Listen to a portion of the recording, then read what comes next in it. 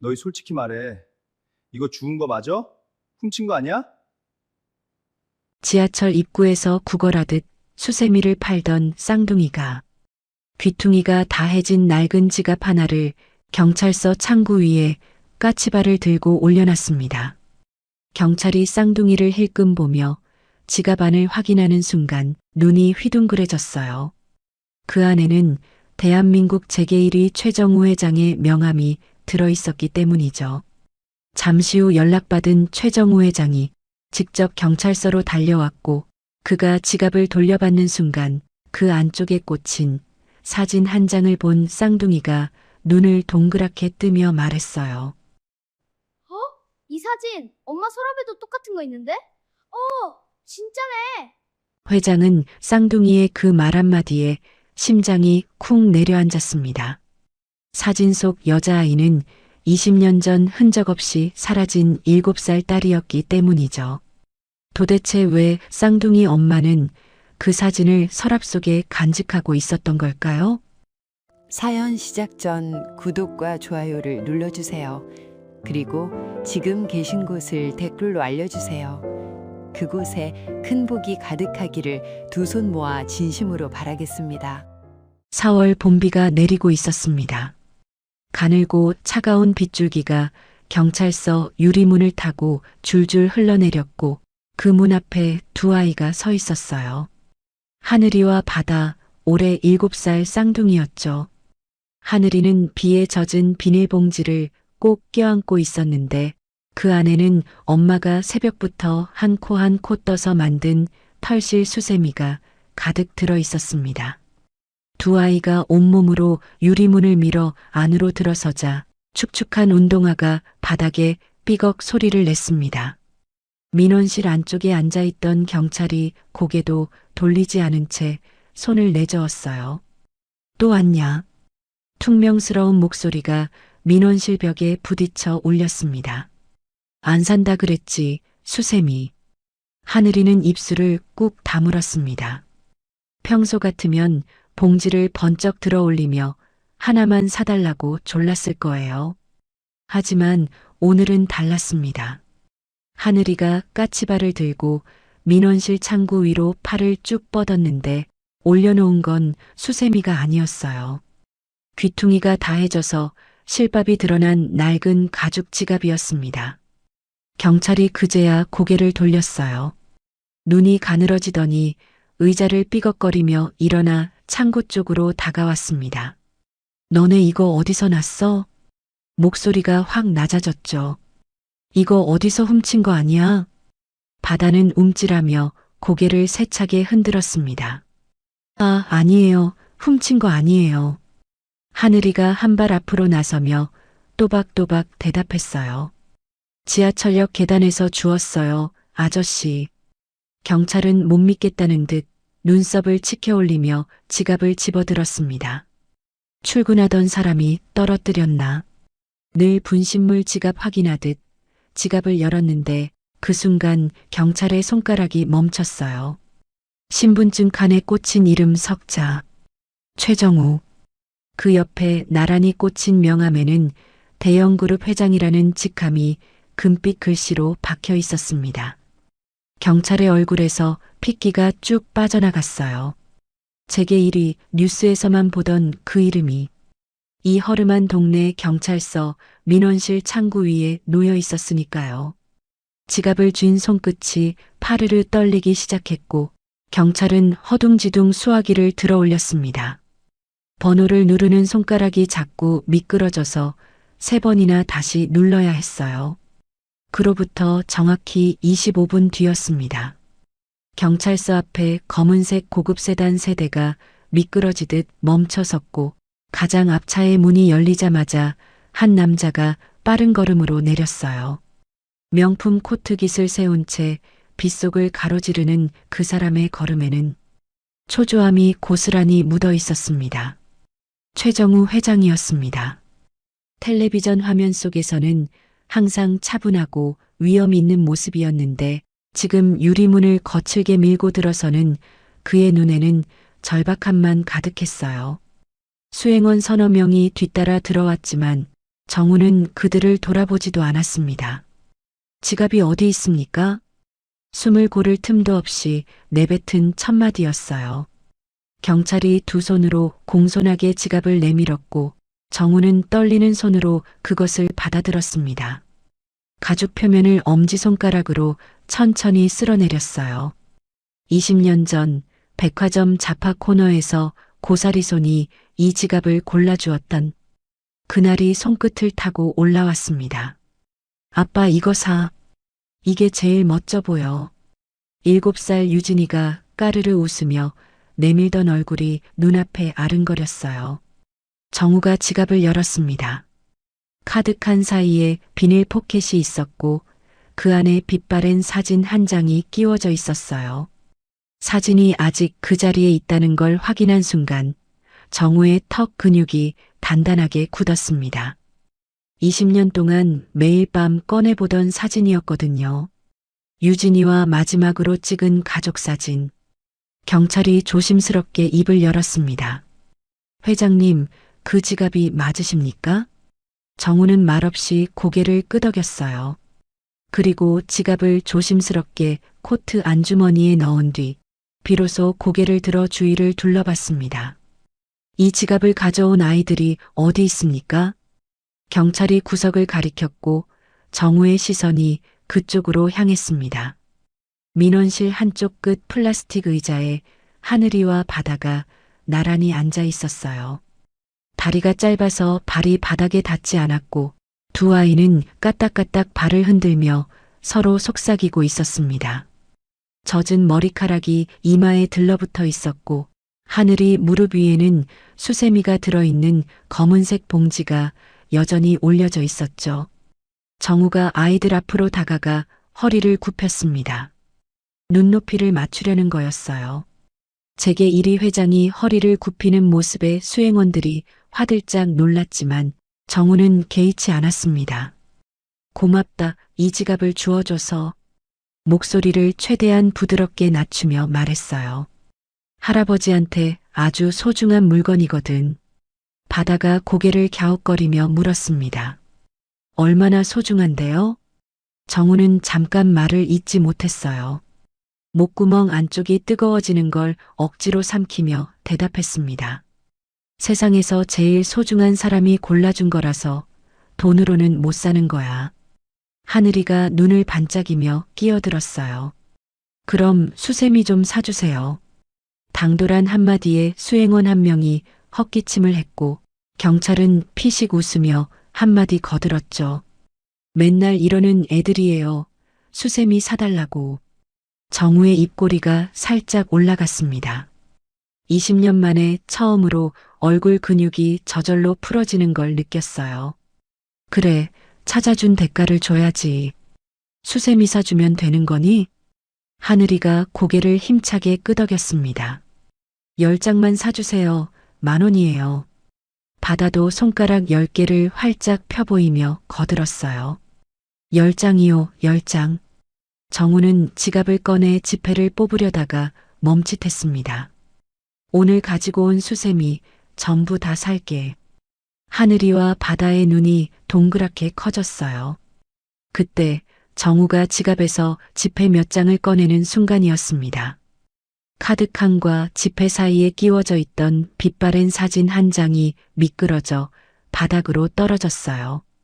사진은 경찰서에 찬 바닥 위에서 한 바퀴 빙그르 돌다가 하늘이 발 앞에 멈춰 섰습니다. 하늘이가 재빨리 몸을 숙여 사진을 주워들었어요. 사진을 뒤집어 앞면을 보는 순간 하늘이의 손이 굳었습니다. 사진 속에는 환하게 웃고 있는 어린 여자아이가 있었어요.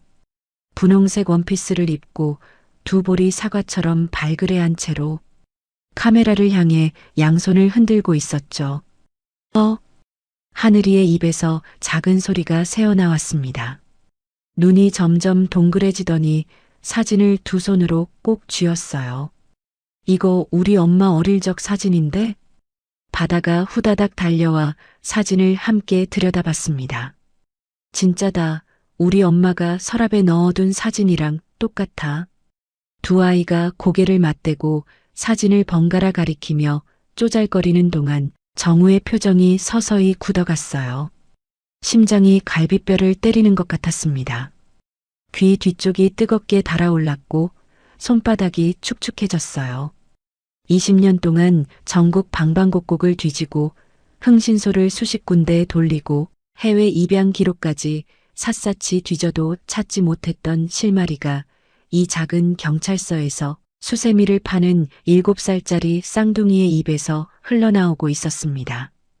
정우는 무릎을 꿇은 채 조금 더 몸을 낮췄어요. 목소리가 떨리지 않도록 이를 악물며 천천히 물었습니다. 똑같은 사진이 서랍에 있다고? 얘들아, 엄마 이름이 뭐니? 하늘이가 사진에서 눈을 떼고 정우를 올려다봤어요. 맑은 눈동자가 잠깐 흔들리더니 이내 단호해졌습니다. 엄마가 모르는 사람한테 그런 거 말하지 말래요. 바다도 고개를 끄덕이며 형 팔을 잡았어요. 7살이라고는 믿기 어려울 만큼 똘똘한 대답이었죠. 정우는 억지로 미소를 지었습니다. 가슴속에서 뜨거운 것이 치밀어 올랐지만 아이들을 놀라게 해서는 안 되었어요. 그럼 이렇게 하면 어떨까? 최대한 다정한 목소리로 말을 이었습니다. 할아버지가 엄마한테 직접 찾아가서 너희들이 소중한 지갑을 찾아줬다고, 고맙다고 인사드리고 싶거든. 그때 사진이 정말 똑같은지도 확인해 봐도 되겠니? 하늘이와 바다가 눈을 마주치며 한참 동안 속삭였어요. 엄마한테 먼저 물어봐야 해요. 하늘이가 결론을 내렸습니다. 우리 핸드폰 없어서 지금 연락 못해요. 바다가 덧붙였죠. 하늘이가 의자에서 폴짝 내려와 경찰서 바깥을 손가락으로 가리켰습니다. 내일 아침 8시에 지하철역 앞으로 오세요. 거기서 수세미 파는데요. 엄마한테 물어보고 알려줄게요. 바다가 진지한 얼굴로 고개를 끄덕였어요. 정우는 대답 대신 잠시 아이들의 얼굴을 말없이 들여다봤습니다. 알겠다. 내일 아침 8시. 정우가 고개를 끄덕이며 자리에서 일어났습니다. 무릎에 묻은 경찰서 바닥에 먼지를 털지도 않은 채 아이들에게 수세미 값을 건넸어요. 하늘이가 지폐를 받아 꼼꼼하게 세더니 검은 봉지에 담긴 수세미를 통째로 건네줬습니다. 감사합니다. 나중에 또 사주세요. 영업용 인사까지 붙이는 모습에 경찰이 또 피식 웃었죠. 두 아이가 경찰서 문을 밀며 나갔습니다. 작은 뒷모습이 빗속으로 사라져가는 걸 정우는 유리문 너머로 한참이나 지켜봤어요. 가슴이 쿵쿵거렸습니다. 20년이라는 세월이 모래시계처럼 한꺼번에 뒤집히는 것 같았어요. 정우가 뒤를 돌아보지 않은 채 낮은 목소리로 말했습니다. 김비서, 아이들 놀라지 않게 멀리서 따라가. 집까지 안전하게 호위하고 거처를 정확히 파악해. 비서가 고개를 숙이고 즉시 밖으로 나갔습니다. 경찰서 유리문 너머로 빗줄기가 더 굵어지고 있었어요. 정우는 코트 안주머니에서 지갑을 다시 꺼내 사진을 들여다봤습니다. 사진 속 7살 유진이가 환하게 웃고 있었고 그 웃음이 방금 전 하늘이와 바다의 얼굴 위에 겹쳐졌어요. 설마 라는 말이 입술 끝까지 올라왔다가 삼켜졌습니다. 기대를 품으면 무너질 때 더 아프다는 걸 20년 동안 뼈저리게 배웠으니까요. 그런데도 심장은 제멋대로 뛰고 있었고 코끝이 시큰해지는 걸 아무리 참으려 해도 참아지지 않았습니다. 밖에서는 봄비가 여전히 내리고 있었어요. 경찰서 형광등 불빛 아래 홀로 서 있는 정우의 그림자가 길게 늘어져 있었고 그 손에 쥔 낡은 지갑만이 20년의 무게를 고스란히 품고 있었습니다. 20년 전이었어요. 4월의 어느 일요일 아침 거실 창으로 쏟아지던 봄 햇살이 마룻바닥 위에 네모난 빛을 만들고 있었습니다. 정우는 소파에 앉아 한 손으로 휴대전화를 귀에 대고 다른 손으로는 서류 뭉치를 넘기고 있었어요. 월요일 이사회 안건이 머릿속을 가득 채우고 있었거든요. 아빠 놀아줘. 유진이가 양팔을 활짝 벌리고 소파 앞에 서서 조르고 있었습니다. 정우는 전화기를 어깨와 턱 사이에 끼운 채 손짓으로만 유진이를 제지했어요. 잠깐만, 아빠 전화 통화 중이잖아. 유진이의 벌린 팔이 천천히 내려갔고 통통한 볼이 살짝 부풀어 올랐습니다. 그때 정우는 거실 테이블 위에 놓인 아내의 해외 미술 전시회 안내장을 힐끗 봤을 뿐 유진이의 시무룩해진 얼굴은 보지 못했어요. 아빠, 심심하단 말이야.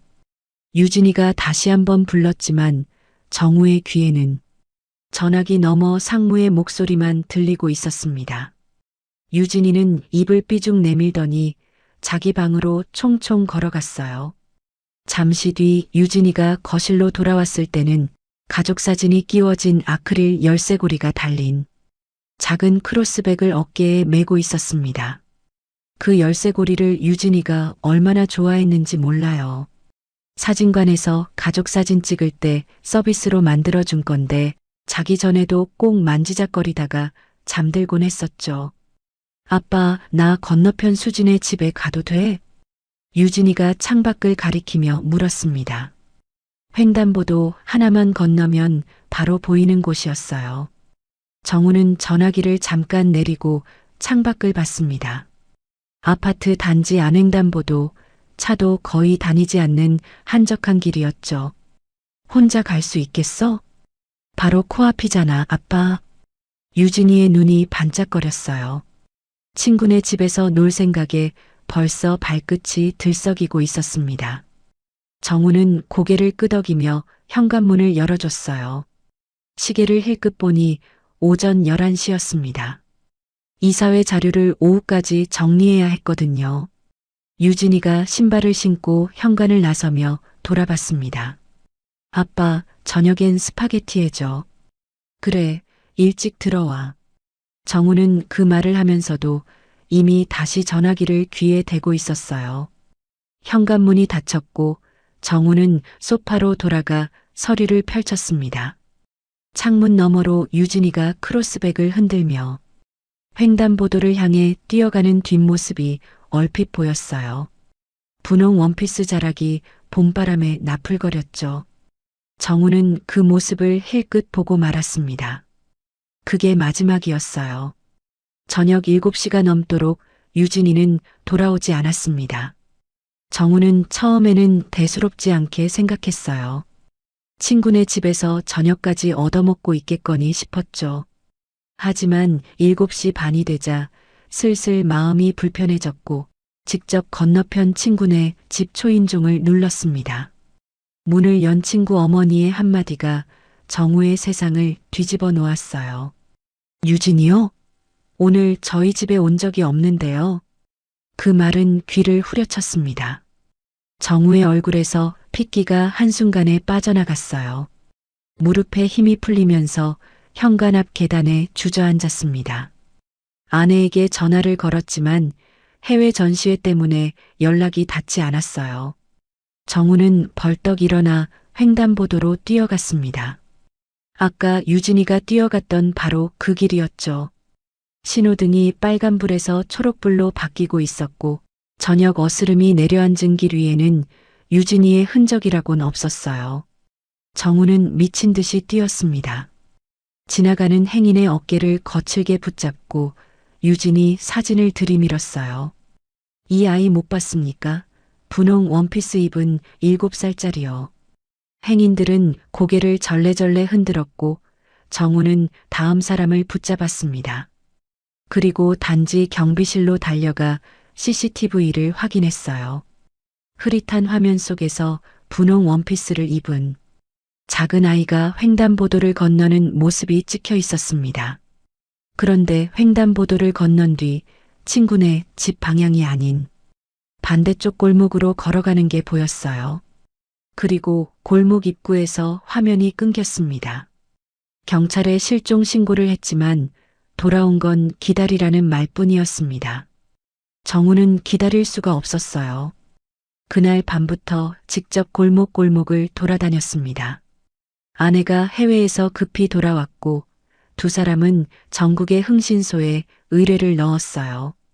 보육원마다 찾아다녔고 해외 입양 기록까지 뒤졌습니다. 실종 전단지를 10,000장 넘게 찍어서 전봇대마다, 편의점마다, 지하철역마다 붙이고 다녔죠. 하지만 유진이의 흔적은 어디에서도 나타나지 않았습니다. 1년이 지나고 2년이 지나고 시간이 흘러갈수록 주변 사람들의 시선이 달라졌어요. 이제 그만 포기하시라는 말들이 하나둘 흘러나왔죠. 정우는 그 말이 들릴 때마다 이를 악물었습니다. 하지만 아내는 버티지 못했습니다. 실종 3년째 되던 해 겨울이었어요. 아내는 몸이 급격히 쇠약해져서 병원 침대에 누워야 했습니다. 의사는 몸의 병이라기보다는 마음이 무너져 내린 거라고 조심스럽게 말했어요. 그러다 어느 날 딸 전단지를 손에 쥐고서 아내는 세상을 떠났습니다. 소리가 나오지 않았습니다. 울음도 비명도 목구멍에 걸려서 나올 수가 없었어요. 그 뒤로 정우는 술로 버텼어요. 낮에는 회사 일을 했지만 밤마다 서재에 틀어박혀 빈 술병을 옆에 쌓아놓았습니다. 형님, 이러시면 안 됩니다. 동생 최명호의 목소리는 차분했지만 그 안에 걱정이라곤 묻어나지 않았어요. 눈빛이 그랬습니다. 마른 얼음처럼 투명하고 차가운 감정이라곤 읽을 수 없는 눈이었죠. 20년이었어요. 7,300일이 넘는 밤마다 똑같은 후회를 되씹어온 시간이었습니다.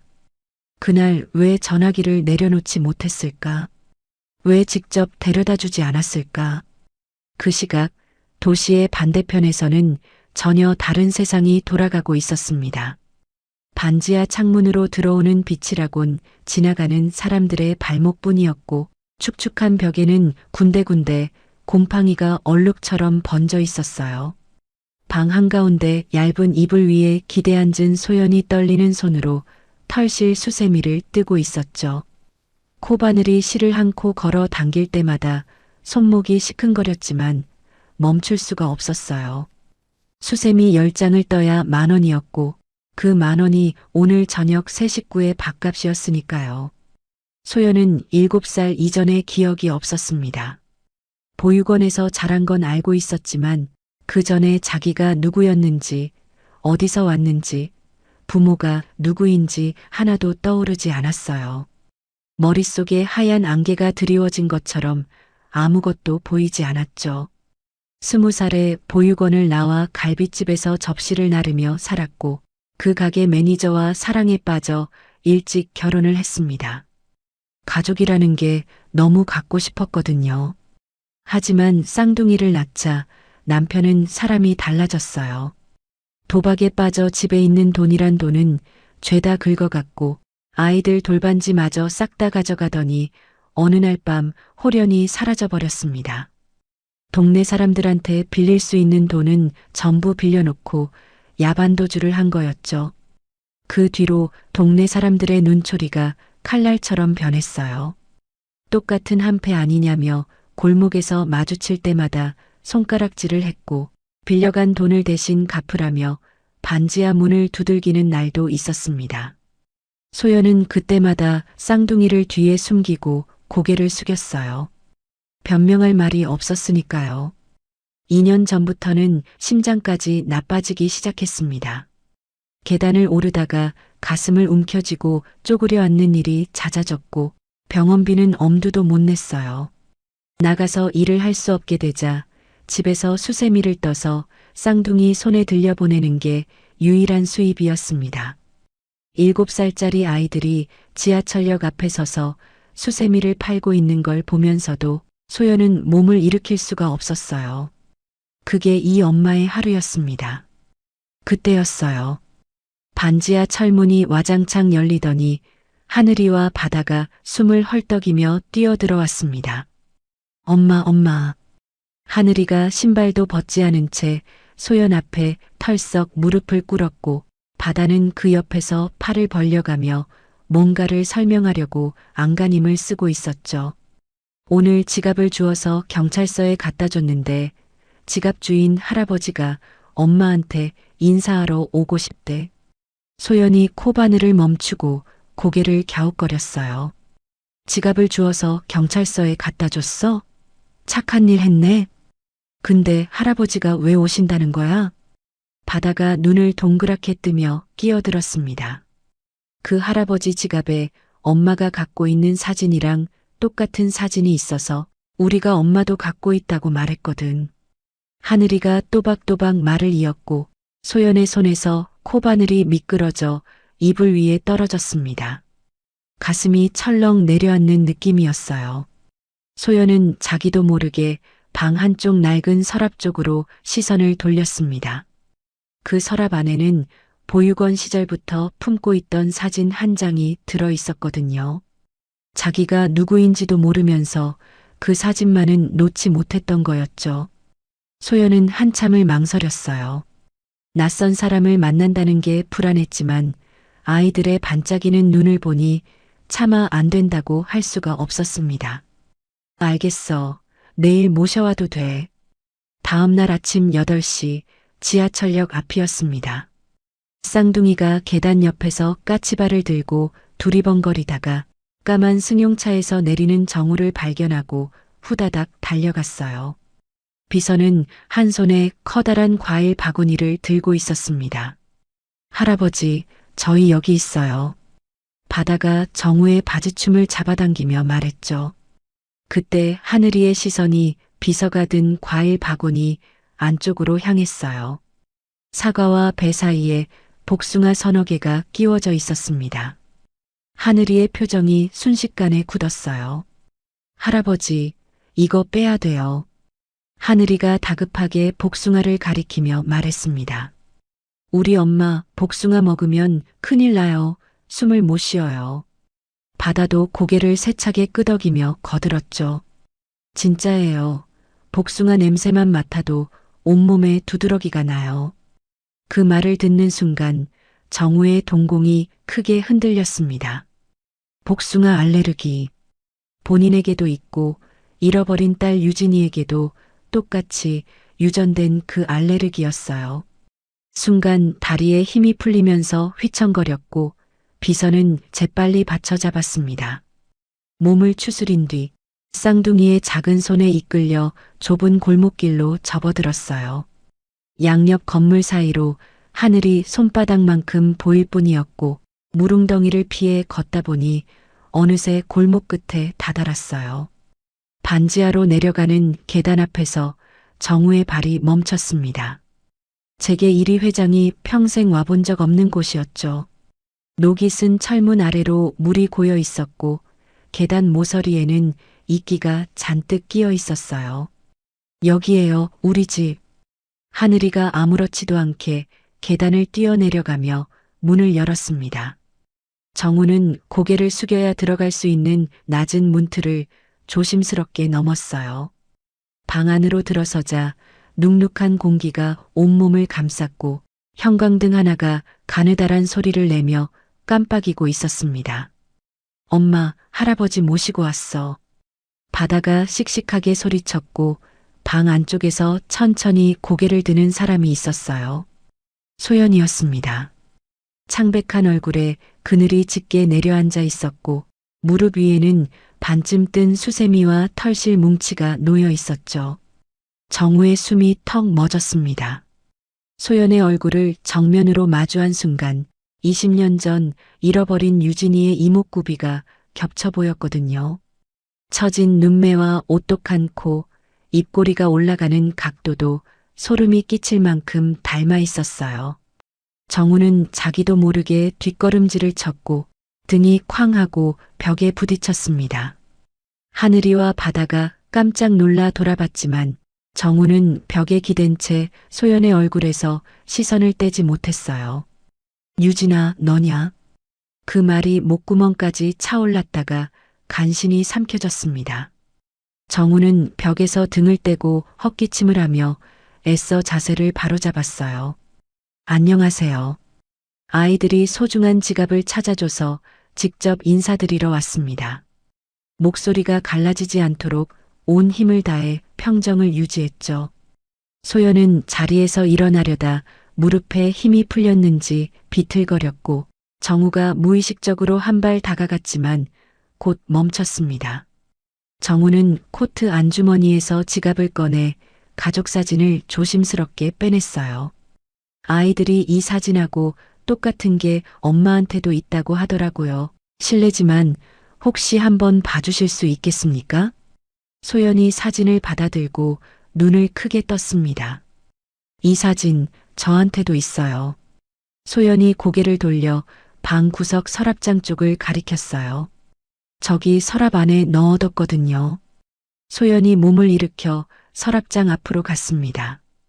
손잡이를 잡아당기고 안을 들여다보는데 손가락이 허공만 더듬었어요. 서랍 안은 텅 비어 있었습니다. 없어졌어. 소연의 얼굴이 하얗게 변했어요.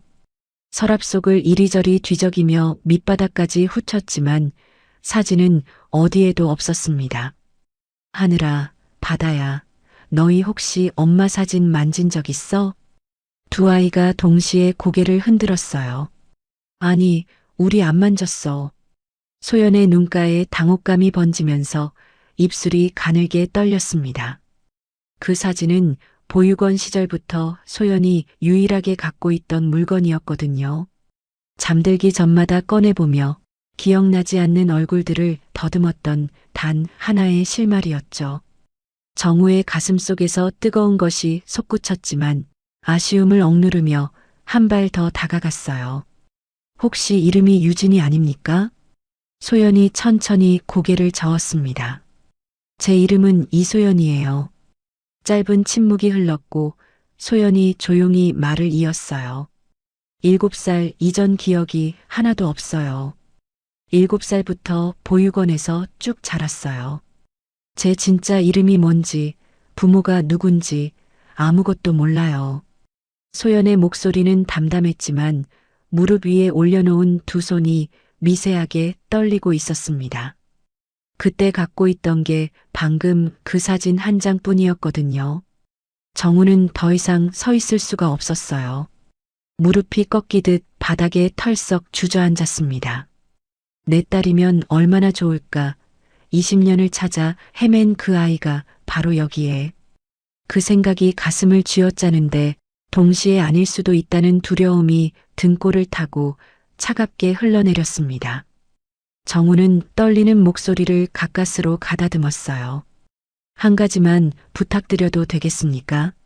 소연이 고개를 갸웃거렸죠. 유전자 검사를 해보고 싶습니다. 머리카락 몇 가닥만 주실 수 있겠습니까? 소연은 잠시 말없이 정우를 내려다봤어요.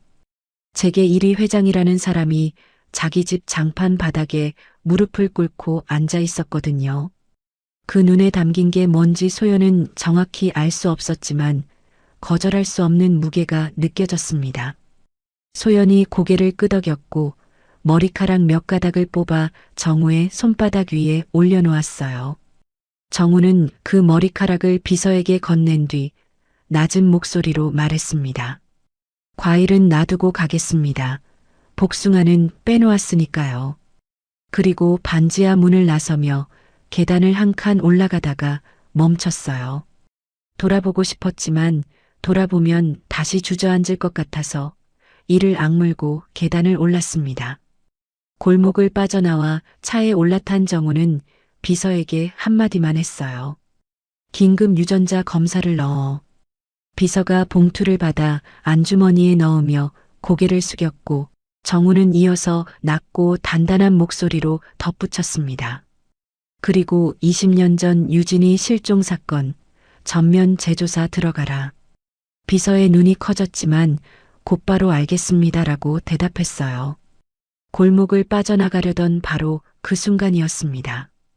어디선가 헐레벌떡 뛰어오는 발소리가 들렸고 정우 앞에 한 남자가 숨을 몰아쉬며 나타났어요. 30대 중반쯤 되어 보이는 남자였는데 값싸 보이는 잠바 지퍼가 반쯤 내려간 채 이마에 땀이 흥건했죠. 남자는 정우 앞에서 허리를 90도로 꺾으며 다급하게 입을 열었습니다. 회장님, 저는 이소연의 전 남편입니다. 기철이었어요. 양심의 가책을 느껴 이렇게 뛰어왔습니다. 회장님이 전처한테 속아 넘어가시는 걸 차마 지켜볼 수가 없었어요. 정우의 눈썹이 미세하게 올라갔습니다. 기철은 숨을 고를 틈도 없이 말을 쏟아냈어요. 저 여자가 회장님 딸이라고요? 뻔한 사기입니다. 기철이 등 뒤에서 낡은 노트 한 권을 꺼내 정우 앞에 내밀었습니다. 노트를 펼치자 신문 기사 오려붙인 것들이 빼곡하게 들어차 있었어요. 20년 전 최정우 회장의 딸 실종 사건을 다룬 기사들이었고 기사 옆마다 메모가 촘촘히 적혀 있었죠. 소연이가 빚 때문에 미쳐서 예전부터 재벌가 실종 사건을 조사해 왔어요. 기철이 노트 위를 손가락으로 톡톡 두드리며 말을 이었습니다. 사진 같은 건 처음부터 없었고요. 아이들한테 회장님 지갑 속 사진을 보고 똑같은 게 있다고 거짓말하라고 세뇌시킨 겁니다. 기철의 목소리는 떨리는 것처럼 들렸지만 눈동자는 정우의 표정을 힐끔힐끔 살피고 있었어요. 그 말을 내뱉고 나서 기철은 재빨리 몸을 돌려 골목 안쪽으로 사라져 버렸습니다. 인사도 없이 대답을 기다리지도 않고요. 정우는 노트를 손에 든 채 한동안 움직이지 못했어요. 노트 속 기사들은 진짜였고 메모도 꽤 자세하게 적혀 있었습니다. 머릿속이 뒤죽박죽 엉켰어요. 혹시 정말 속은 건 아닐까? 아이들의 말이 연출된 거였을까? 그 생각이 가슴 한가운데를 찌르자 다리에서 힘이 빠지려 했습니다. 그때였어요. 골목 반대편 전봇대 뒤에서 작은 그림자 둘이 후다닥 튀어나왔습니다. 하늘이와 바다였어요. 두 아이는 숨이 넘어갈 듯 헐떡이면서 정우에게 달려왔습니다. 할아버지, 방금 그 사람 우리 아빠예요.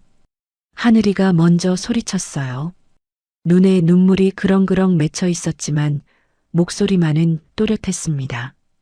우리 돌반지 다 훔쳐서 달아난 아빠라고요. 바다가 형 옆에 바짝 붙으며 거들었죠. 엄마한테 빌린 돈 다 떠넘기고 도망간 나쁜 사람이에요. 정우의 눈이 가늘어졌어요.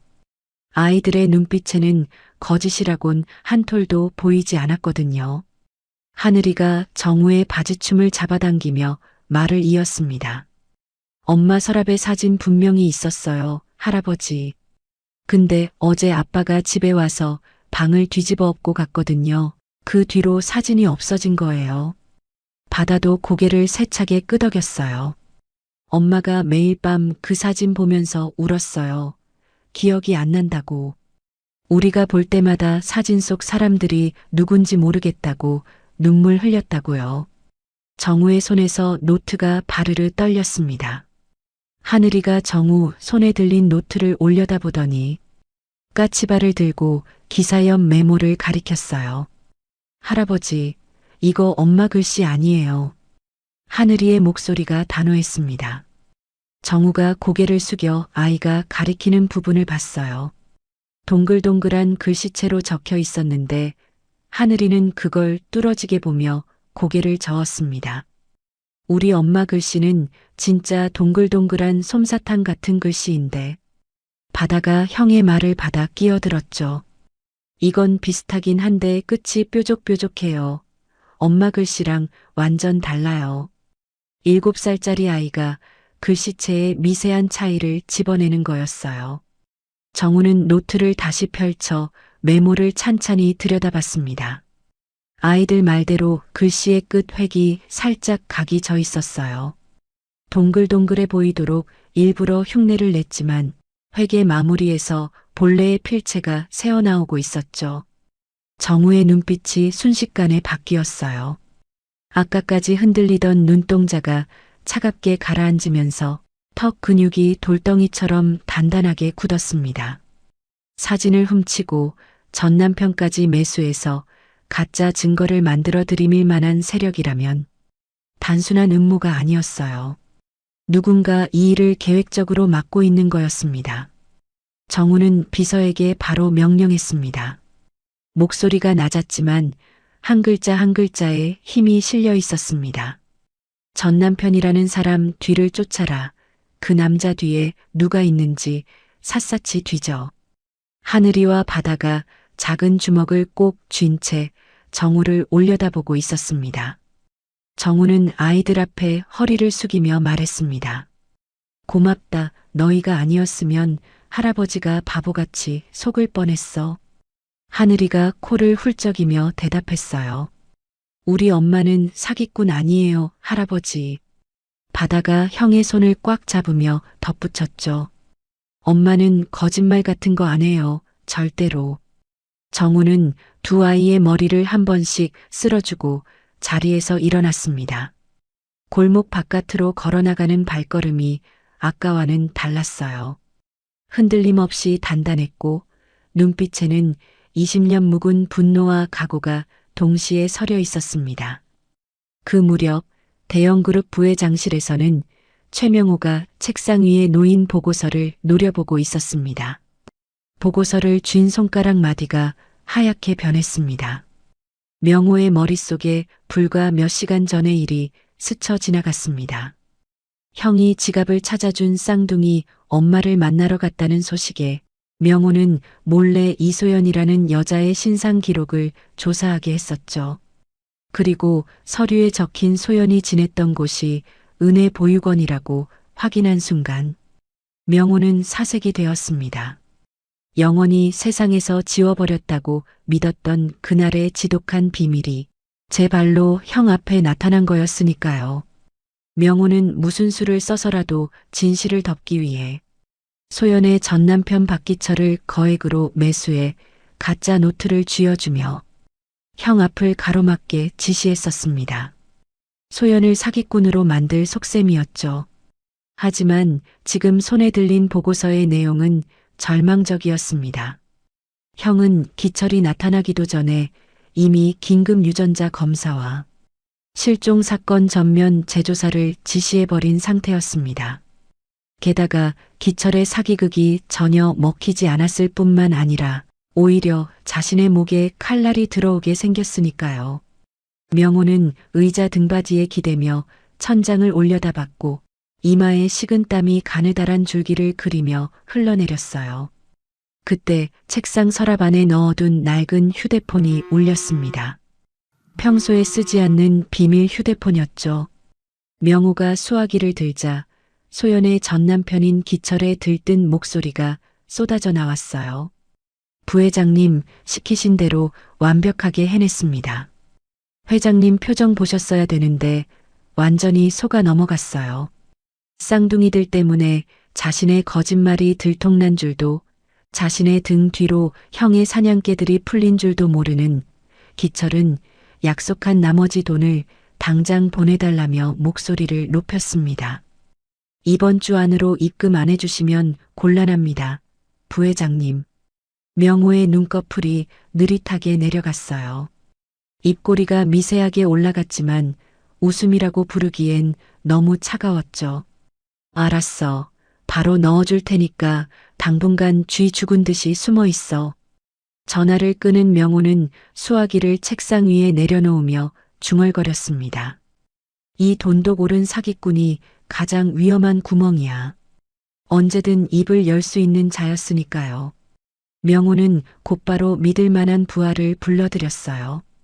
기철이라는 놈, 하루 24시간 감시해. 부하가 고개를 숙이고 나가자 명호는 의자를 돌려 창밖을 바라봤습니다. 서울 야경이 발 아래 펼쳐져 있었지만 명호의 눈에는 아무것도 들어오지 않았어요. 머릿속에는 오직 하나, 형이 의뢰한 유전자 검사를 어떻게 막을 것인가만 맴돌고 있었죠. 명호는 다시 전화기를 들어 번호를 눌렀습니다. 대학병원 검사실에 우리 사람 하나 심어놨지? 상대방의 대답을 듣고 명호의 표정이 한결 풀어졌어요. 결과가 어떻게 나오든 불일치로 받거나 빈틈없이. 목소리는 낮았지만 한 글자 한 글자가 쇠모처럼 박혔습니다. 전화를 끊고 명호는 손가락 끝으로 책상을 톡톡 두드렸어요. 유전자 검사는 이걸로 막았으니까요. 하지만 그것만으로는 부족했습니다. 형이 살아있는 한 언제든 다시 파고들 수 있었거든요. 며칠 뒤 새벽 4시였어요. 대형그룹 본사 건물에는 아직 불이 꺼져 있었고 복도에는 비상등만 희미하게 깜빡이고 있었습니다. 명호가 회장실 앞에 섰어요. 주머니에서 마스터 열쇠를 꺼내 문을 열었고 소리가 나지 않도록 문틈을 최소한으로 벌려 안으로 미끄러져 들어갔죠. 회장실 안은 어두웠고 창문 너머로 도시의 불빛이 희미하게 스며들고 있었습니다. 명호는 곧장 형의 책상 오른쪽 서랍을 열었어요. 서랍 안에 갈색 약병이 가지런히 놓여 있었습니다. 정우가 매일 아침 저녁으로 챙겨 먹는 심장약이었죠. 명호는 코트 안주머니에서 똑같은 모양의 약병을 꺼냈어요. 1년 동안 준비한 거였습니다. 겉모양도 약의 색깔도 알약의 크기도 진짜와 구별할 수 없을 만큼 비슷했죠. 다만 안에 들어있는 성분은 완전히 달랐어요. 형처럼 특이 체질인 사람이 이 약을 계속 먹으면 심장에 조금씩 무리가 쌓이다가 어느 순간 한꺼번에 터지는 거였습니다. 명호의 손은 미동도 없이 정확했어요. 진짜 약병을 빼내고 가짜를 집어넣는데 채 3초도 걸리지 않았죠. 명호는 서랍을 닫고 한 발 물러서서 책상 위를 살폈습니다. 회장실을 빠져나오며 명호의 입꼬리는 비릿하게 올라갔죠. 주치의도 이미 돈으로 입을 막아 놓았으니까요. 정기 검진 때 혈압이나 심장 수치가 이상하게 나와도 정상이라고 보고하게 만들어 놓은 거였어요. 형은 자기 몸이 망가지고 있다는 걸 죽을 때까지 모를 거였습니다. 명호는 자기 사무실로 돌아와 가죽 의자에 깊이 앉았어요. 책상 위에 올려둔 달력을 내려다봤습니다. 며칠이면 약효가 쌓여서 심장에 충격이 올 거였죠. 형이 쓰러지는 순간 이사회를 곧바로 소집해서 자기를 차기 회장으로 올릴 계획이었어요. 이미 핵심 이사 3명과 은밀하게 만나 뜻을 맞춰놓은 상태였습니다. 형님이 갑자기 쓰러지시면 그룹이 흔들리지 않겠습니까? 미리 준비해 두는 게 맞지 않겠습니까? 그런 말로 포장해서 고개를 끄덕이게 만든 거였죠. 명호는 의자 팔걸이를 양손으로 쥐며 눈을 감았어요. 입꼬리가 한쪽으로 비틀어지며 올라갔고 그 웃음에는 피 한 방울의 온기도 묻어있지 않았습니다. 형의 자리, 그룹의 모든 것이 곧 자기 것이 될 거라는 확신이 명호의 얼굴 위에 그림자처럼 내려앉아 있었어요. 이틀 뒤 회장실 문을 두드리는 소리가 났어요. 비서가 들어서며 갈색 봉투 하나를 두 손으로 내밀었습니다. 대학병원에서 유전자 검사 결과가 도착했습니다. 정우의 손이 봉투 위에 멈췄어요. 20년을 기다려온 순간이었죠. 봉투를 뜯는 손끝이 제멋대로 떨려서 종이 모서리가 찢어졌습니다. 결과지를 펼쳤어요. 글씨가 눈에 들어오는 순간 정우의 호흡이 끊겼습니다. 유전자 불일치. 그 글자 몇 마디가 눈앞에서 번졌어요.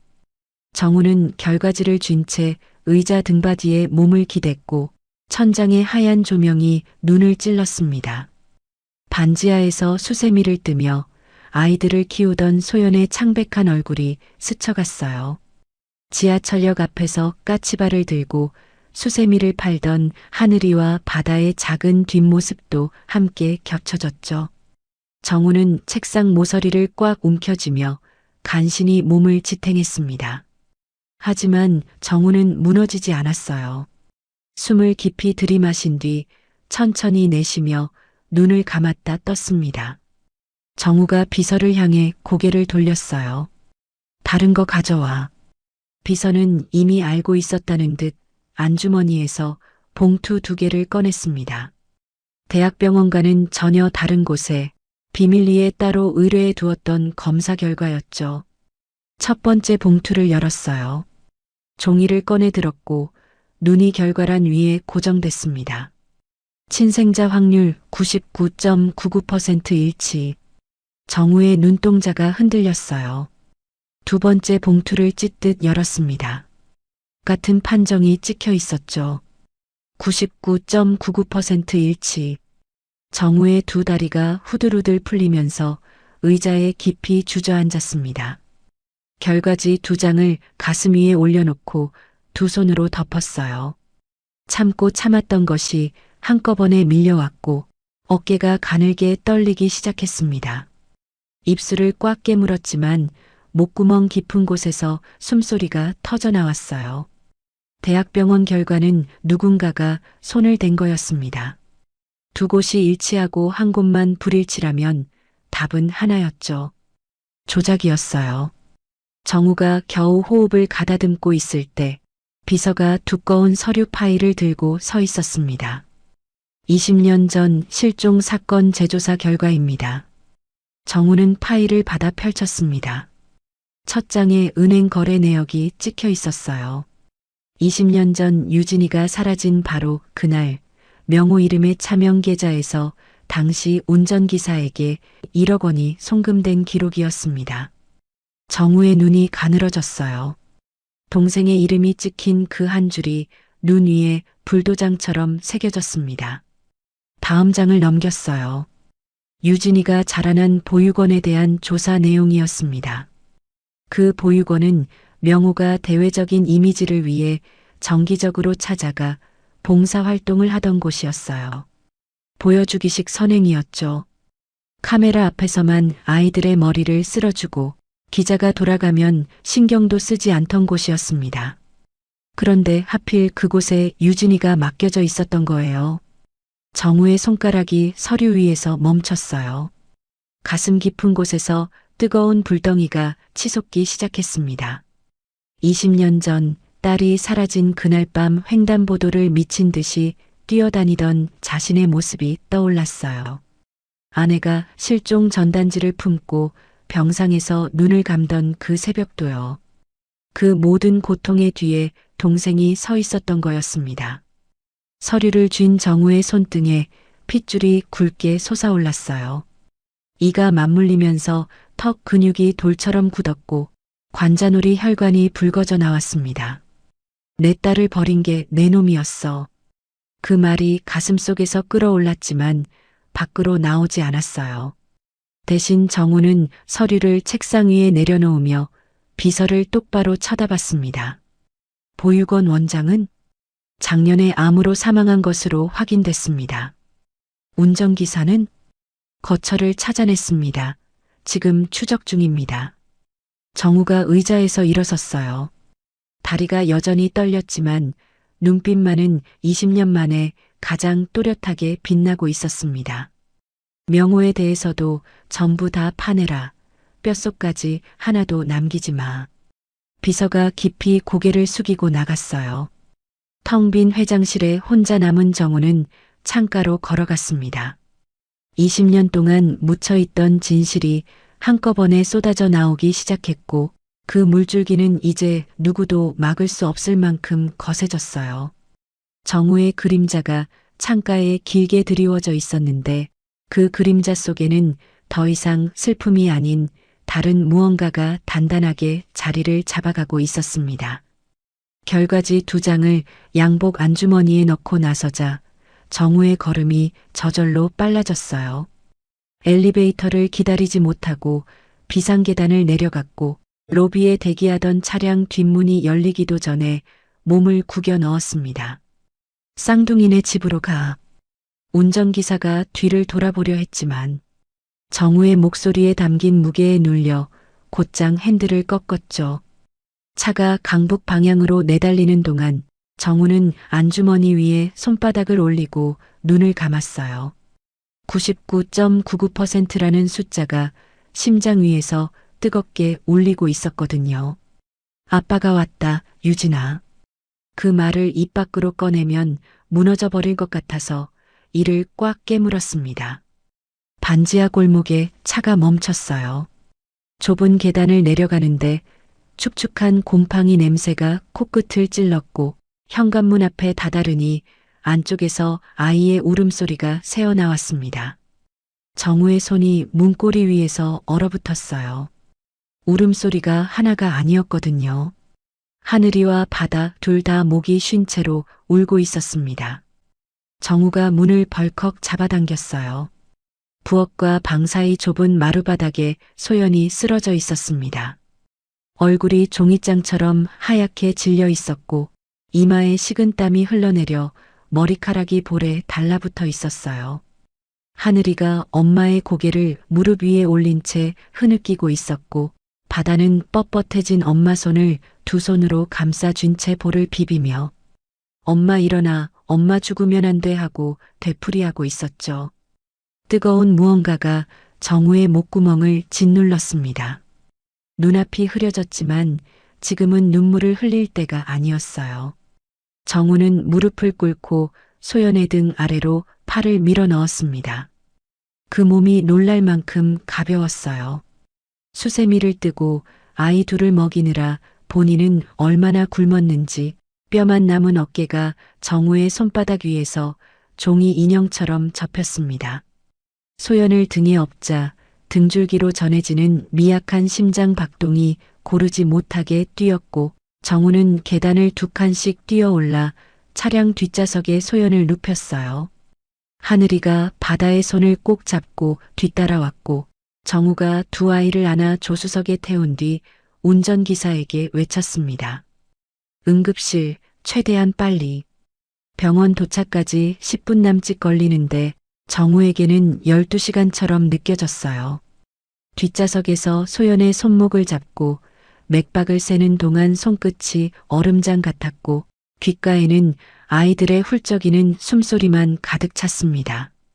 응급실 자동문이 열리자마자 의료진이 달려와 소연을 들것에 옮겼고 산소 마스크가 코와 입을 덮는 순간에야 소연의 얼굴에 아주 옅은 핏기가 돌았어요. 담당 의사가 1시간 뒤 복도로 나왔습니다. 심장 판막 상태가 매우 안 좋습니다. 의사의 입에서 나오는 말 한마디 한마디가 정우의 가슴에 못처럼 박혔죠. 수술을 미루면 다음번에는 깨어나지 못할 수도 있습니다. 정우는 허리를 깊이 숙여 고개를 떨구었어요. 내가 좀만 더 빨리 찾았으면. 그 자책이 갈비뼈 안쪽을 핥히었고 정우는 벽에 이마를 기댄 채 두 주먹을 꽉 쥐었어요. 중환자실 유리문 너머로 소연의 가느다란 숨소리가 기계음에 섞여 들렸어요. 정우는 유리문이 열리자마자 침대 옆 의자로 가서 소연의 앙상한 손을 두 손으로 감쌌습니다. 손등 위로 푸르스름한 핏줄이 얇게 비치고 있었고 손가락 마디마다 수세미 실에 베인 자국이 겹겹이 남아 있었어요. 정우의 눈시울이 뜨거워졌고 참으려 했지만 물방울이 소연의 손등 위로 뚝 떨어졌습니다. 압이라는 놈이 곁에 없어서 내가 이 꼴이 됐구나. 고개를 푹 숙인 정우의 어깨가 소리 없이 흔들렸어요. 소연이 고비를 넘긴 건 다음 날 새벽이었습니다. 눈을 뜬 소연이 희미하게 아이들은요 하고 입술을 달싹이자 정우는 눈두덩이 부은 채로 고개를 끄덕였어요. 둘 다 괜찮아. 내가 돌보고 있으니까 넌 몸만 생각해라. 그 말에 소연의 눈꺼풀이 안심한 듯 천천히 감겼고 정우는 그 자리에서 곧바로 담당 의사를 불러 수술 날짜를 가장 빠른 시간으로 잡도록 했습니다. 수술비 전액이 결제되었다는 전산 알림이 뜨자 간호사가 눈을 크게 떴지만 정우의 표정에는 당연하다는 기색밖에 없었어요. 병원을 나선 정우는 하늘이와 바다를 자신의 대저택으로 데려왔습니다. 넓은 현관에 들어선 아이들이 입을 벌린 채 천장을 올려다보았고 바다가 하늘이의 소매를 잡아당기며 여기 동화 속 궁전 같아 하고 속삭였죠. 정우가 본인 방 바로 옆방 문을 열어주자 침대 위에 놓인 뽀송뽀송한 이불을 본 하늘이의 눈에 눈물이 그렁그렁 맺혔어요. 반지하 방의 눅눅한 담요가 이 아이들이 알던 전부였으니까요. 정우가 두 아이의 눈물을 엄지손가락으로 닦아주며 안주머니에서 반으로 접힌 종이 한 장을 조심스럽게 꺼냈습니다. 반지하로 달려갈 때 꽉 쥐고 있느라 끝이 구겨진 유전자 검사 결과지였어요. 하늘아, 바다야. 할아버지가 너희 엄마를 찾으려고 평생을 헤맸단다. 정우의 목소리가 가늘게 떨렸습니다. 이 종이에 쓰인 숫자가 보이니? 엄마가 할아버지의 잃어버린 진짜 딸이라는 증거야. 내가 너희들의 진짜 외할아버지란다. 그 말을 들은 하늘이와 바다의 눈이 커다래지더니 이내 두 아이가 정우의 품으로 와락 안겨들었습니다. 할아버지 하고 우는 아이들의 체온이 정우의 가슴을 뜨겁게 적셨죠. 저녁이 되자 정우는 아이들과 함께 저택 식당에 앉았습니다. 식탁 위에 따뜻한 밥과 국이 올라왔고 아이들이 숟가락을 들기 전에 정우가 먼저 양복 주머니에서 작은 약병을 꺼냈어요. 평소 아침 저녁으로 복용하던 심장약이었죠. 뚜껑을 돌려 알약 하나를 손바닥에 털어놓은 그 순간이었습니다. 할아버지, 잠깐만요. 하늘이가 의자에서 벌떡 일어나며 정우의 손목을 두 손으로 잡았어요. 바다도 숟가락을 놓고 달려와 할아버지 손바닥 위에 알약을 들여다보더니 얼굴이 새하얗게 변했습니다. 이거 세모 마크 있는 약이에요. 바다의 목소리가 바들바들 떨리고 있었어요. 우리 엄마가 2년 전에 이거 먹고 숨을 못 쉬었어요. 온몸이 퍼렇게 됐었어요. 하늘이가 울먹이며 말을 이었습니다. 병원 선생님이 그랬어요. 엄마 같은 체질은 이 약 먹으면 심장이 멈출 수도 있다고요. 정우의 눈동자가 크게 흔들렸어요. 알약을 손바닥 위에 올려놓고 가만히 내려다보았죠. 원래 먹던 약과 비슷하게 생겼는데 쌍둥이 얘기를 듣고 보니 세모 마크가 눈대 보였습니다. 정우의 눈에 찬바람 같은 것이 스쳤습니다. 곧바로 비서에게 전화를 걸어 약병을 통째로 넘겼고 전문 분석기관에 긴급 의뢰하도록 했어요. 식탁 위에서 정우는 자기도 모르게 아이들의 머리를 한 번씩 쓸어 넘겼고 하늘이와 바다는 할아버지의 떨리는 손길을 느끼며 고개를 기댔습니다. 분석 결과는 다음 날 오전에 도착했어요. 비서가 내민 보고서를 펼치는 정우의 손끝에 핏기가 없었죠. 약병 속 알약은 정우가 처방받던 심장약이 아니었습니다. 특이 체질인 정우에게 치명적인 전혀 다른 성분의 약물이었고 석 달 이상 꾸준히 복용할 경우 심장 정지를 유발할 수 있다는 분석관의 소견이 빨간 글씨로 찍혀 있었어요. 정우의 턱에 힘이 들어갔고 보고서를 쥔 손등에 힘줄이 붉어졌습니다. 내 체질을 아는 놈. 회장실 냉장고에 보관된 약을 손댈 수 있는 놈. 그 두 가지 조건에 해당하는 사람은 이 세상에 단 한 명뿐이었어요. 정우가 이를 꽉 깨물고 있을 때 비서가 다시 들어왔습니다.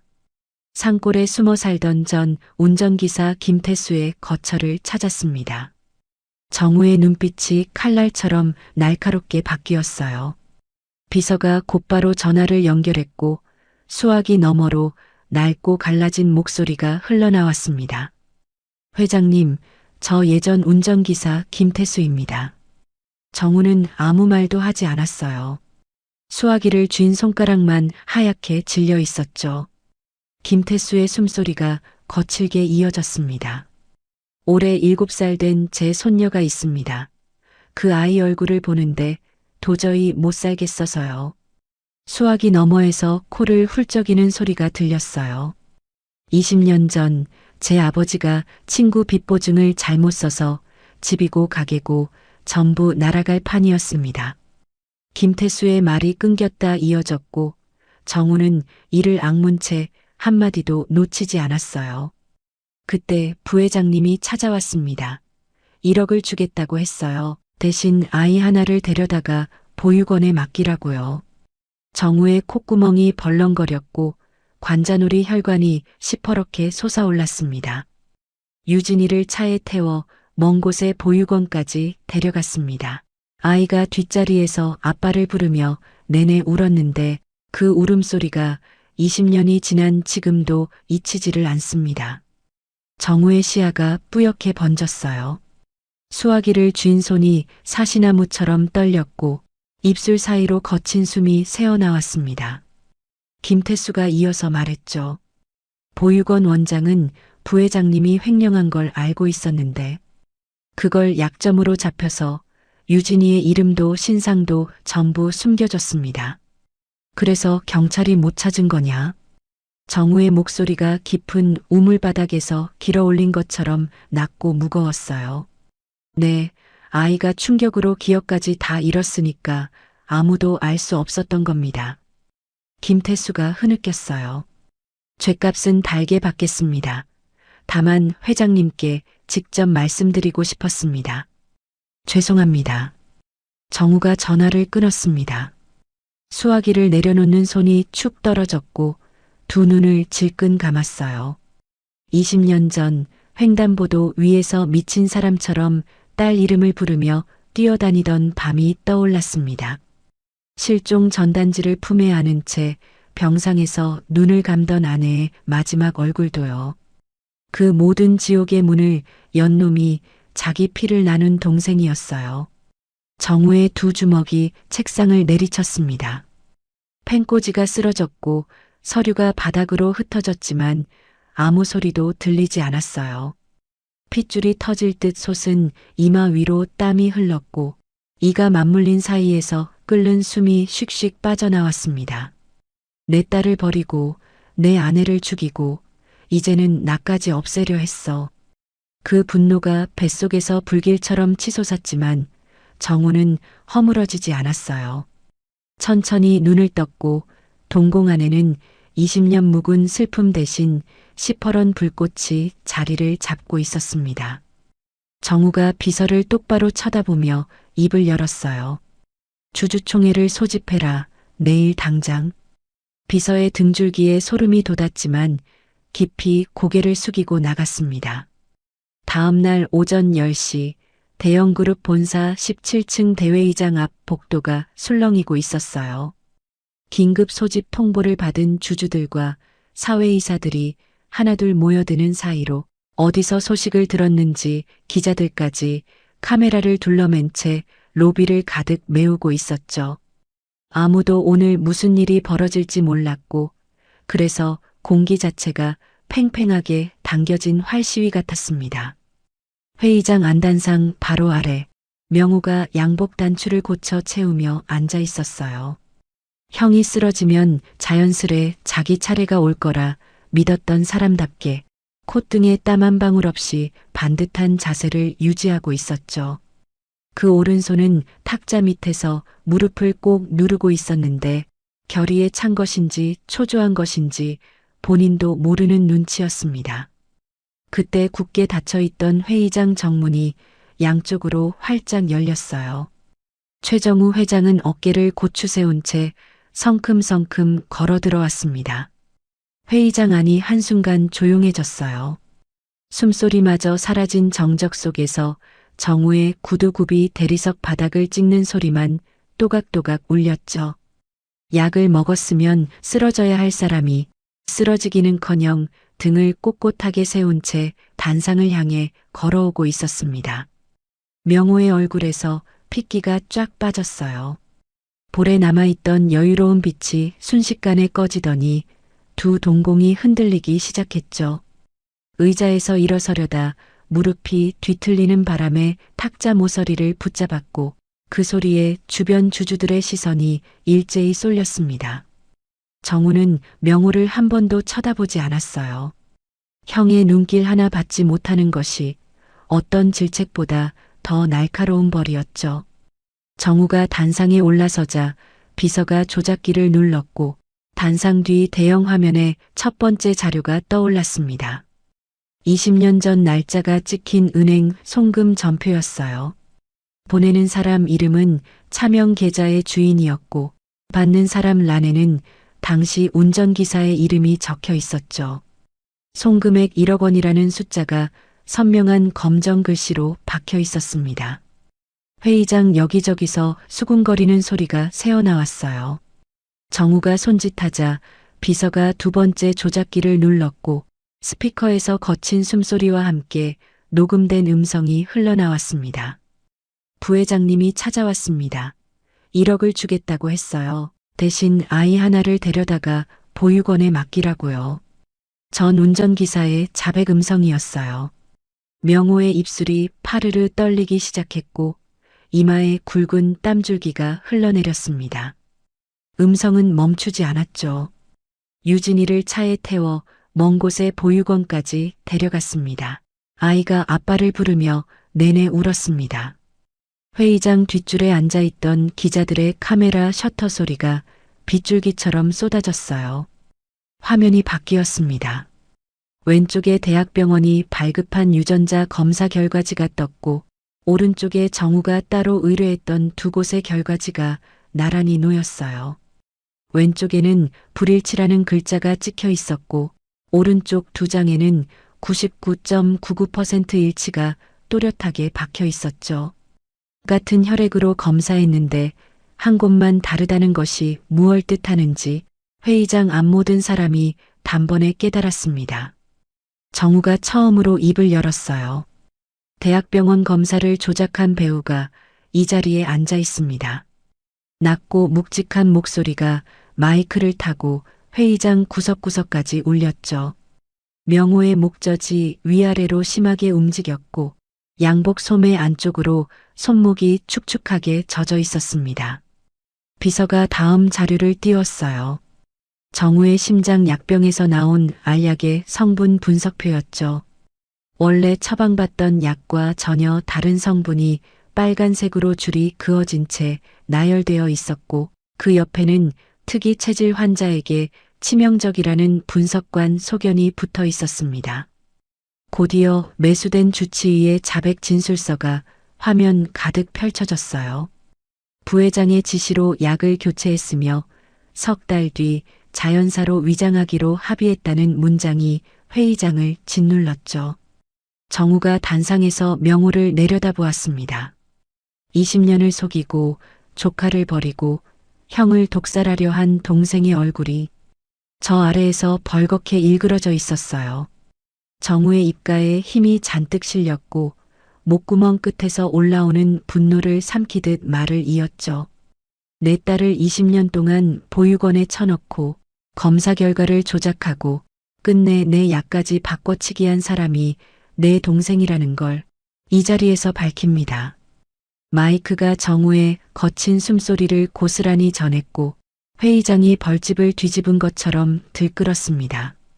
명호가 의자를 걷어차며 벌떡 일어났어요. 넥타이가 흐트러진 채 뒷문 쪽으로 몸을 틀었고 양복 자락이 탁자 귀퉁이에 걸려 찢어지는 소리가 났죠.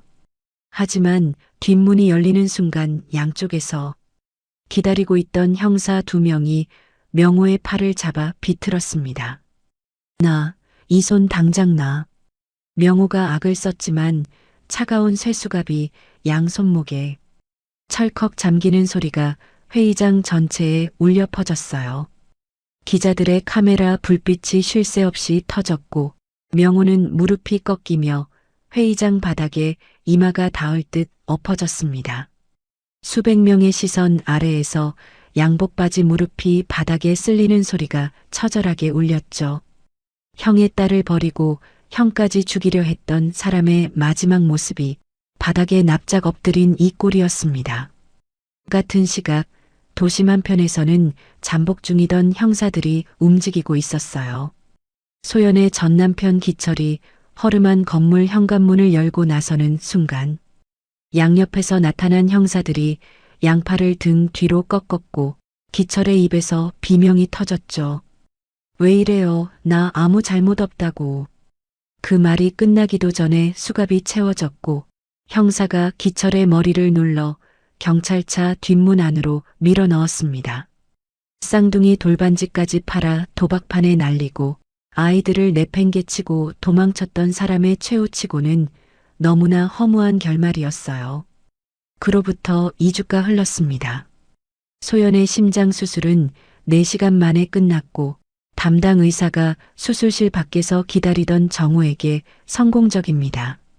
한마디를 건네자 정우는 복도 의자에 주저앉아 두 손으로 얼굴을 감쌌어요. 기도인지 안도인지 알 수 없는 떨림이 어깨를 타고 흘렀죠. 소연은 일주일 만에 병상 위에서 죽을 떠먹을 수 있을 만큼 회복되었고 볼에 엷은 홍조가 돌아오는 것을 본 쌍둥이들이 엄마의 양손을 번갈아 쓰다듬었습니다. 정우가 침대 옆으로 다가가 줄곧 가슴팍에 품고 다니던 유전자 검사 결과지를 소연의 손에 가만히 쥐어주었습니다. 내가 쓰러지던 날 이 종이를 들고 널 찾아갔었다. 소연의 시선이 99.99% 일치라는 글씨에 닿는 순간 숟가락을 쥐고 있던 손이 바르르 떨렸습니다. 제 진짜 아버지라고요? 소연의 커다란 눈에서 눈물이 툭 떨어졌고 정우는 붉어진 눈시울로 묵묵히 고개를 끄덕였습니다. 쌍둥이들이 엄마의 품에 안기며 엄마, 우리 진짜 할아버지래 하고 속삭였죠. 이성으로는 눈앞의 결과지가 모든 진실을 말해주고 있었지만 7살 이전의 기억이 없는 소연의 가슴 한구석에는 여전히 아스라한 안개가 껴 있었습니다. 퇴원날 아침 소연은 정우와 쌍둥이들의 부축을 받으며 저택 대문 앞에 섰어요. 수세미를 뜨던 반지하의 축축한 천장과는 비교조차 되지 않는 높은 지붕이 햇살을 받아 반짝였고 현관까지 이어진 돌길 양옆으로 초록 잔디가 펼쳐져 있었죠. 소연의 눈이 물기를 머금었지만 쌍둥이들이 양손을 잡아 끌었고 정우가 뒤에서 소연의 등을 가만히 받쳐주었습니다. 정우가 소연을 데리고 올라간 곳은 저택 2층 복도 끝에 있는 방이었어요. 문 앞에 멈춰선 정우의 손끝이 문고리 위에서 잠깐 멈칫거렸죠. 이 방은 20년 동안 아무도 들이지 않았어. 정우가 나직이 말하며 문을 열었습니다. 방 안에 들어서는 순간 공기가 달랐어요. 20년 전 시간이 그대로 멈춰 있는 듯한 냄새가 코끝을 스쳤거든요. 작은 나무 책상 위에 색연필통이 꽂혀 있었고 그 옆에 크레파스로 반쯤 색칠하다 만 그림이 펼쳐져 있었습니다. 집 모양 위에 빨간 지붕, 그 옆에 키 큰 사람과 키 작은 사람이 손을 잡고 서 있었는데 어린아이 특유의 삐뚤빼뚤한 선이 20년 세월을 머금은 채 바래져 있었죠. 침대 위에는 곰 인형이 이불을 덮고 누워 있었고 옷장 손잡이에는 분홍색 방울 머리끈이 걸려 있었습니다. 소연의 무릎이 접히며 바닥에 주저앉았고 양손으로 머리를 감싸 눌렀습니다. 어둠 속에서 빛이 번쩍였어요. 넓은 거실에서 커다란 손이 작은 손을 잡아 크레파스를 쥐어주던 장면이 스쳐갔습니다. 아빠, 지붕은 빨간색이야. 어린 목소리가 귓속에서 울렸고 곧이어 큰 손이 머리를 쓸어넘기며 웃던 남자의 얼굴이 깨진 유리 조각처럼 하나씩 맞춰졌어요. 그 얼굴은 지금 바로 곁에 서서 자신을 내려다보고 있는 정우의 얼굴과 포개졌습니다. 소연의 입술이 벌어졌어요. 아빠. 그 두 글자가 입 밖으로 나오는 순간 소연의 양볼 위로 눈물이 도락물처럼 쏟아졌습니다. 유진이라는 이름이 20년 만에 가슴 한가운데로 되돌아왔고 잊고 있던 제 본래 이름이 온몸에 핏줄을 타고 퍼져나가는 것만 같았어요. 아빠, 나 유진이에요. 소연이, 아니 유진이가 바닥에 앉은 채로 정우를 향해 두 팔을 벌렸습니다. 정우는 한 발자국도 떼지 못한 채 서 있었어요. 두 눈에서 물줄기가 턱을 타고 양복깃을 적셨고 입술이 뒤틀리면서도 터져나온 것은 울음이 아니라 딸의 이름이었죠. 유진아. 정우가 무릎을 꿇으며 유진을 끌어안았고 유진이 아버지의 가슴에 얼굴을 묻는 순간 방 안 공기가 20년의 빈자리를 메우듯 따뜻하게 출렁였습니다. 그때 문 앞에 서서 숨을 죽이고 지켜보던 하늘이가 먼저 뛰어들었고 바다가 그 뒤를 바짝 따라 네 사람의 팔이 하나로 엉켰어요. 작은 방 안에서 네 사람의 울음소리가 뒤섞였는데 그 소리는 슬픔이 아니라 20년이라는 긴 겨울이 마침내 녹아내리는 소리였습니다. 창밖으로 늦은 오후에 햇살이 비스듬히 들어와 네 사람의 등 위에 내려앉았어요. 책상 위 크레파스 그림 속 빨간 지붕집 옆에 서 있던 키 큰 사람과 키 작은 사람이 이제야 비로소 살아 숨쉬기 시작한 것 같았죠. 그리고 정우의 낡은 지갑 안에서 7살 유진이의 사진이 오랜 기다림 끝에 처음으로 편안한 표정을 짓고 있는 것처럼 보였습니다. 봄바람이 저택 창문 틈으로 살며시 들어오던 어느 아침이었어요. 정우의 서재 책상 위에 서류 2장이 나란히 놓여 있었습니다. 가족관계 증명서와 주민등록증이었죠. 두 서류 모두 같은 이름 석자가 선명한 검정 글씨로 찍혀 있었는데 최유진이라는 그 이름을 가만히 내려다보던 유진의 눈꼬리가 살짝 젖었어요. 20년 동안 다른 이름으로 살았던 사람이 제 이름을 되찾는다는 건 세 글자를 돌려받는 일이 아니었습니다. 빼앗겼던 삶 전부를 도로 앉는 일이었거든요. 유진은 서류 위에 손바닥을 가만히 올렸다가 천천히 거두며 서재를 나섰어요. 복도를 지나 주방으로 들어서자 이른 아침 햇살이 넓은 창을 통해 비스듬히 쏟아지고 있었습니다. 유진이 앞치마를 두르고 도마 위에 두부를 올려놓으며 칼을 잡았어요. 반지하의 좁은 부엌에서 수세미 실을 꼬던 그 손가락이 같은 손가락이 맞나 싶을 정도로 오늘은 가볍게 움직였죠. 냄비에서 된장국이 보글보글 끓어오르자 구수한 냄새가 주방 가득 번졌고 밥솥 뚜껑 틈으로 김이 모락모락 피어올랐습니다.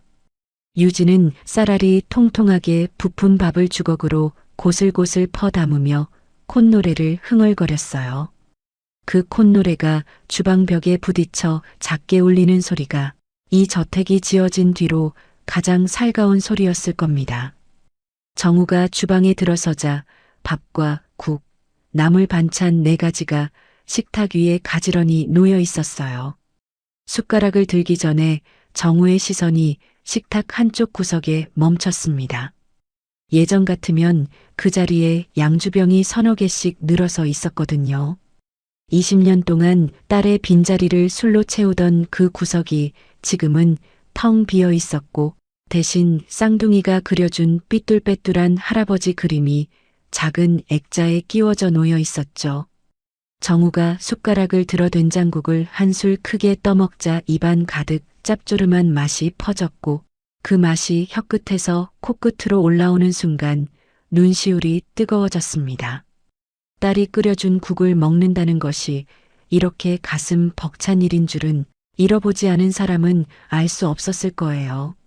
아빠, 국간이 어때요?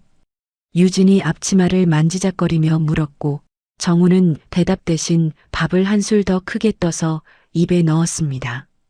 그 한 숟가락이 어떤 대답보다 분명했죠. 식사를 마칠 무렵 거실 쪽에서 뉴스 앵커의 목소리가 흘러나왔어요. 하늘이가 소파에 앉아 리모컨을 누르다가 TV 화면을 가리키며 소리쳤습니다. 할아버지, 나쁜 사람들 나와요. 뉴스에서는 최명호의 재판 소식이 나오고 있었습니다. 피고인 최명호는 과거 친조카를 유기한 반인륜적 행위를 저질렀음은 물론 그룹의 경영권을 빼앗기 위해 친형의 심장약을 치명적인 약물로 바꿔치기 하여 계획적인 독사를 기도한 혐의가 인정되므로 살인미수 등의 혐의로 징역 25년을 선고한다라는 내용이었죠. 화면이 바뀌자 포승줄에 묶인 채 호송차에서 내리는 기철의 얼굴이 나타났습니다. 사기 미수 및 특수절도 혐의 징역 7년 선고 라는 자막이 떠올랐고 호송차 문이 철컹 닫히는 소리가 겹쳐졌습니다. 마지막 소식은 전 운전기사 김태수에 관한 것이었어요.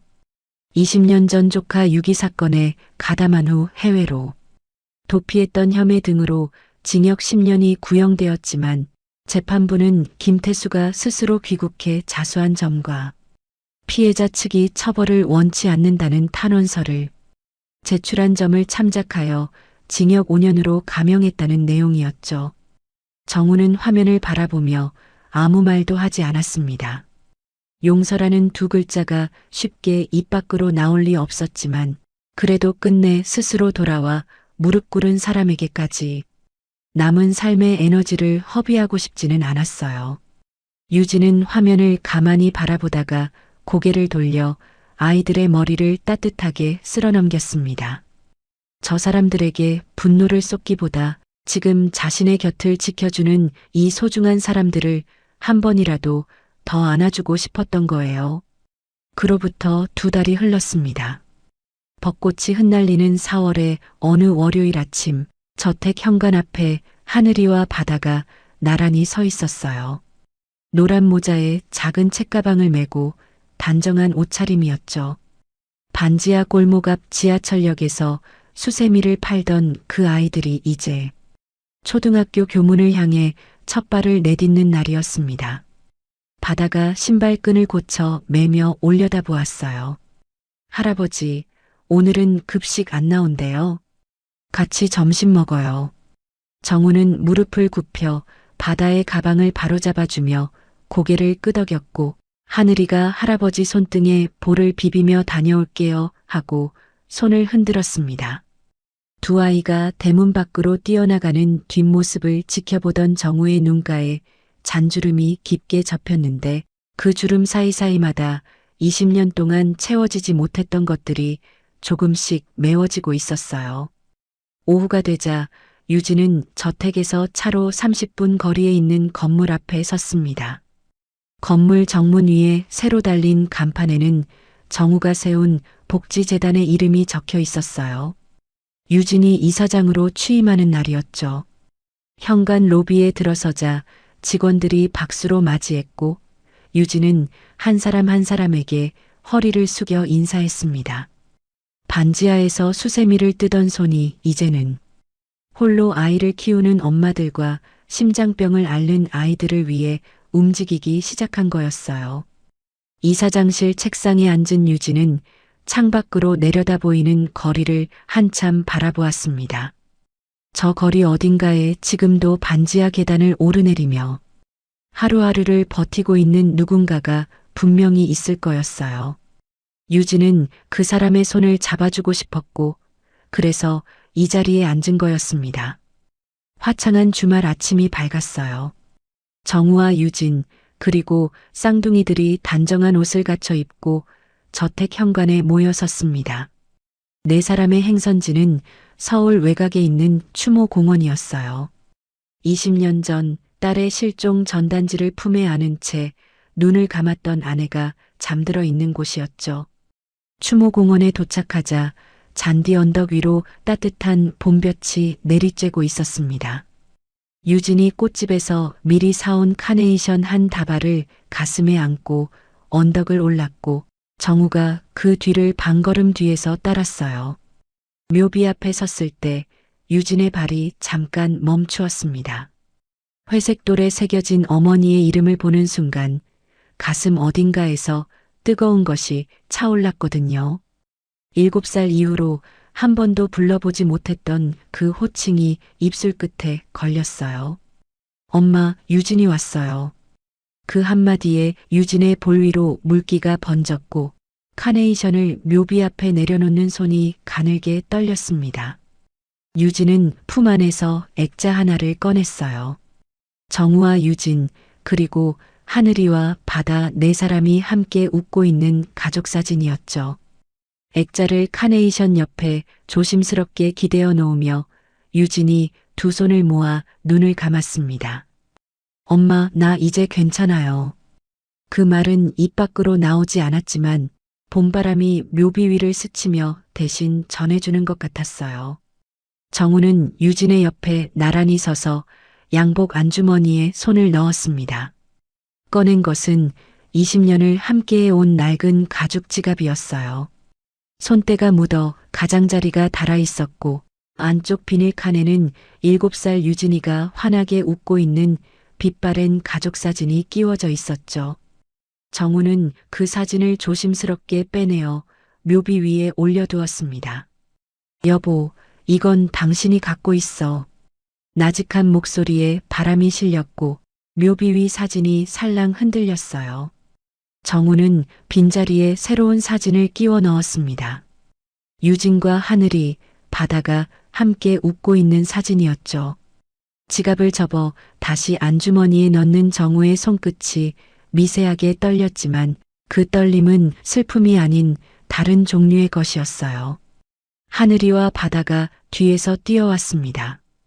바다가 묘비 앞에 쪼그려 앉아 두 손을 모으며 할머니, 우리 잘 지내고 있어요 하고 속삭였고 하늘이는 주머니에서 접은 종이를 꺼내 카네이션 옆에 살며시 놓았어요.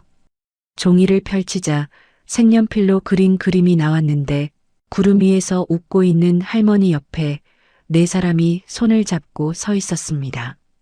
정우가 그 그림을 내려다보다가 고개를 들어 하늘을 올려보았어요. 구름 한 점 없이 맑은 4월의 하늘이 끝없이 펼쳐져 있었고 그 아래로 벚꽃잎이 한두 장씩 바람에 실려 내려왔죠. 네 사람이 나란히 산책로를 걸어 내려갔습니다. 정우의 오른손을 하늘이가 잡았고 왼손은 바다가 쥐었어요. 유진이 바다의 다른 손을 잡아 네 사람이 한 줄로 이어졌고 봄 햇살이 네 사람의 등 위에 담요처럼 포근하게 내려앉았습니다. 산책로 양옆으로 벚꽃가지가 터널처럼 드리워져 있었고 꽃잎이 떨어질 때마다 쌍둥이들이 깔깔거리며 손을 뻗어 잡으려 했어요. 정우는 걸음을 멈추지 않았습니다. 20년이라는 긴 겨울을 지나 마침내 찾아온 봄 한가운데를 딸의 손이 닿는 거리에서 걷고 있었으니까요. 네 사람의 뒷모습이 벚꽃 터널 속으로 조금씩 멀어져 갔고 흩날리는 꽃잎 사이로 아이들의 웃음소리가 바람결에 길게 이어졌습니다. 그 소리는 어쩌면 20년 동안 이 가족을 기다려온 봄이 건네는 첫 번째 인사였을지도 모릅니다. 오늘의 이야기 어떠셨어요? 수세미 10장에 만원, 그 작은 손으로 하루를 버티던 아이들이 낡은 지갑 하나로 20년의 기적을 만들어냈습니다. 누가 보든 안 보든 정직하게 행동한 단 한 번의 선택이 잃어버린 할아버지를 되찾고 쓰러져 가던 엄마를 살렸어요. 거짓은 아무리 정교해도 결국 무너지고 진심은 아무리 작아도 끝내 빛을 봅니다. 지금 묵묵히 자신의 자리를 지키고 계신 선생님들, 그 마음 반드시 닿는 날이 올 거예요. 오늘의 이야기가 마음에 와닿으셨다면 구독과 좋아요 함께 해주시고 하늘이와 바다를 위한 따뜻한 댓글도 남겨주세요. 다음 영상에서는 더 따뜻한 이야기로 찾아뵙겠습니다. 지금까지 인생연가였습니다. 감사합니다.